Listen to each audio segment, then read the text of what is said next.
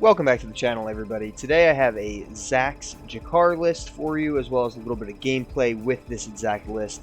If Zax is up your alley with playstyles, I think this list is a pretty good place to start. Haven't been playing this game for a long time. Obviously, this is just the second preview weekend, so the game's not fully out, but I've got quite a few games with this list, and it feels pretty solid. So I'm going to go through this list, talk a little bit of strategy, why I have these characters in here, and then show you a little gameplay you can enjoy. So obviously we have Zax at the top.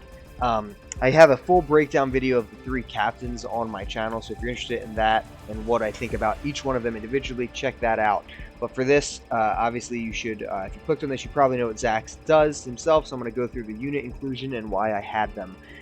So up first is Deadeye, just a ranged unit who can give a ranged ally plus 40% accuracy for 2 turns for very cheap. The unit is cheap itself. This is kind of a rush deck. We're trying to be pretty quick overall.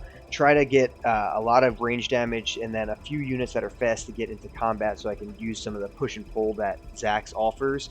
But we want to be pretty quick, so obviously it's a pretty cheap list across the board. But this guy is solid because he can essentially come down for 2, shoot for 2, which is pretty decent for only 2 Cinder, and for 1 Cinder, boost either himself to give him extra accuracy if they're hiding behind cover, or you can boost Zax himself or any other range unit to get that extra accuracy. He's super solid in that regard. Then we have a really cheap 1-drop Antios Gauntlet. He is just a simple 1 melee attack, 6 health, but sometimes being a cheap list, you have a little bit extra Cinder, so if they leave their captain nearby, or if you can pull the captain close, you can use the inner energy of this guy for 2 mana, 2 Cinder, to gain +3 attack and first strike to get in there, deal an additional +3 damage. So now for just a 1-cost unit and 2 Cinder, you can get an attack of 4, which is really good. First strike helps by not getting counter-attacked by other melee units, so you can get in there, finish off a unit before he gets attacked back, and keep this guy fresh and healthy. So if people let him go, even though he only costs 1 mana, he can actually do some serious damage, so you got to watch out for him. Then we have the Amplifier Batol, who's just an absolute beast. 4 mana, which is a little bit expensive for this list. We have a couple 4s, but he is an absolutely incredible support unit. Every ally within the range of him, which is a pretty large circle, gets +1 attack. Absolutely massive, especially having some key ranged units like Zax, our champ, or captain, who's going to be on the board all the time. So he'll be dealing 3 from range, which is huge, but also really helps boost, as you kind of push up and we're trying to be aggressive and kind of flank with the 1 or 2 units, if they leave their captain in a certain spot. And since you have so much extra mobility with Zax and moving units around, we can move him in a very particular spot and move our own units close enough to him to give a huge wide board buff for +1 attack. And him with Maximus, who we'll go over in a little bit, is an amazing combo.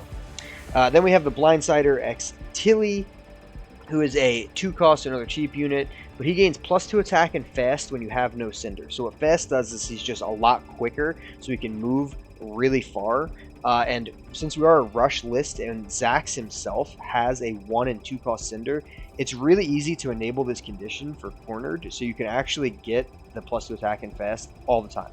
And for 2 mana, to have a 4-attack melee unit, even though he only has 6 health, 4-attack melee unit that's fast, you can really get in there, is incredible. This unit does quite a lot of damage, and in the gameplay I'm going to show you, you'll see this unit was really good, as well as Antios.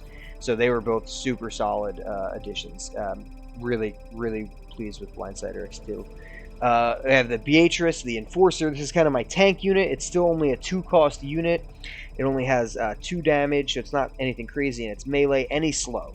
But since we have extra movement, he's we can kind of push him a little bit if we need to, but he's really solid at just being a tank. He has armor, which means he takes 1 less damage from all sources, which means and he has 7 health. So you can sit in front of Zax if they're pressuring us and be a really solid wall. That's really hard to get through for enemies. And then he has the bonus, if you can line up a big attack, he can attack every unit within a line behind the target, which is a funny thing. It doesn't happen all that often, but if you pull the units correctly with Zax, or if they end up lining up in a weird way, you can hit a pretty funny attack with him.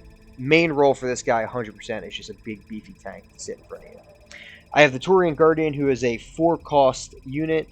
This one's on the fence for me, but it is pretty solid. It essentially gives him and himself and the nearest ally in line of sight with this with him are 40% harder to hit. So it's kind of nice to have him running around with Zax at the beginning or toward the middle of the game as he's defending Zax if they're pressuring us, because typically they're trying to come to us. We're a ranged champ. We want to keep them at bay.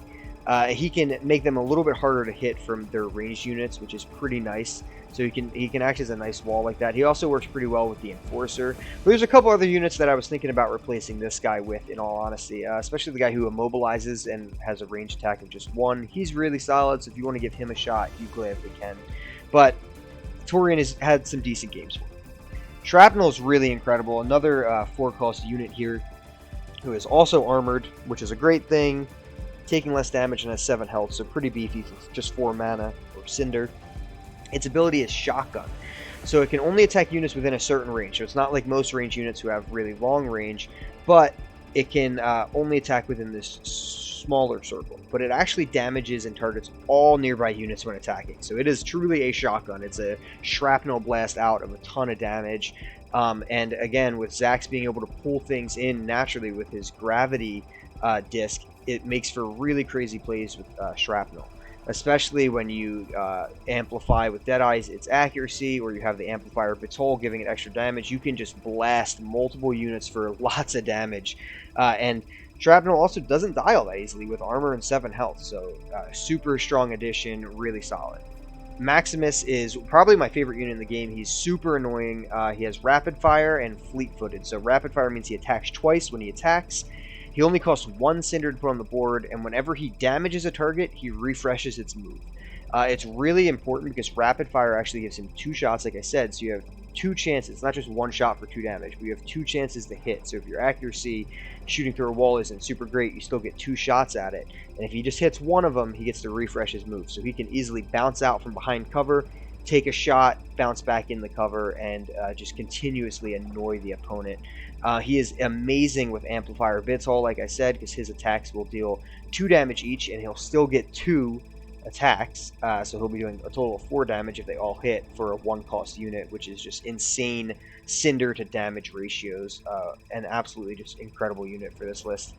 I have Tapu in here. He is a threat always. As soon as he hits the board, he can attack, or sorry, when he hits the board, he has to be dealt with, because if not, if he attacks, he's going to continuously gain more attack and more health throughout. So he is a card here that I'm really using as just a you must answer me type of unit. I put him on the board, and if they don't deal with him right away, he'll continuously grow to deal substantial damage. And if he gets to that point where he's dealing a lot of damage, I'll try to use some funny maneuverability with Zax Gravity just to get him in for a big hit for a finish. He could be replaced with another range unit if you would rather. As you can tell, we kind of have a heavy melee list here, but Zax himself being ranged is solid enough where you can keep people at bay and push people back a little bit, and then I'm kind of utilizing the extra movement to get my melee guys in there. So Tapu is kind of on the fence with Torian, but again, I think they're both solid additions. But if you want to flex to a little bit more of a range-heavy list, you gladly can, and I think that's the 2 I would change first. Up last is the highest cost unit in our deck here. It is a 6-cost. It's the Macawiani Thicket. It is poison and slow. So now you've noticed there are 2 slow units, but I'm really trying to utilize the extra movement that we have with Zax. What this unit does is it's 10 health, 2 melee, but you can spend 2 to move unit towards it. So you can essentially drag enemies toward this thing. So that's another way to get units moved on the enemy board. You can move people from behind cover a little bit if you position this correctly, and then you can line it up for extra shots from your captain and from any other range units you have. And it's also just a 10 health giant tank. You can pull people in, and he poisons. So that means essentially when he hits somebody, if it's a crew member, he reduces their health down to 1. Really good way to deal with some annoying crew. He is in there as our only high cost unit because he is essentially, if the game goes really late and we didn't successfully rush our opponent down, then I think he's a great answer to just be like, all right, here's a massive unit in the middle of the board who's going to pull things towards you, try to poison them, and then that sets up the, which I haven't mentioned, the Sleeper Mines, which will deal some damage. Sets up Sleeper Mines really nice because he's pulling units toward him, which can be towards your Sleeper Mines if you position them correctly. He can poison them, leaving them on 1 health, which is enough for the Sleeper Mines to finish them, and there's some really good synergy there. But again, this is a late game unit. You're not playing this unless the game goes a bit later. As for assists, you can play around with it and try a lot of different assists. You don't need a ton of the damage things. I actually really prefer the pull still. I like to have gravity disc and a pull, like the vortex field, because I think that's just insane movement. You can really just completely control the board when you have that much movement between. I also really like reinforce because you don't want to be spending your cinder really to add a bunch of more units to your hand. You're not going to be playing that many overall. You're trying to be aggressive, and you're going to want to be doing gravity disc most turns, so you kind of need to spend your cinder on your abilities, especially once you get even the Antios Gauntlet. You're going to be spending that a lot to do all of your extra abilities here. So I would suggest trying to get reinforce if it's there. And the corrosive field is probably one of the best, that's the one where it goes down and you can deal additional damage to units within that field that turn, so they take one additional damage, which again pairs amazingly with Maximus because you'll be dealing 2 per shot that way, or if you have the amplifier out, it'll be 3 per shot. So those are some of the assists I would try to play around with first if you can. I have some gameplay here that I'm just going to put some music behind so you guys can enjoy some gameplay. It's a short game.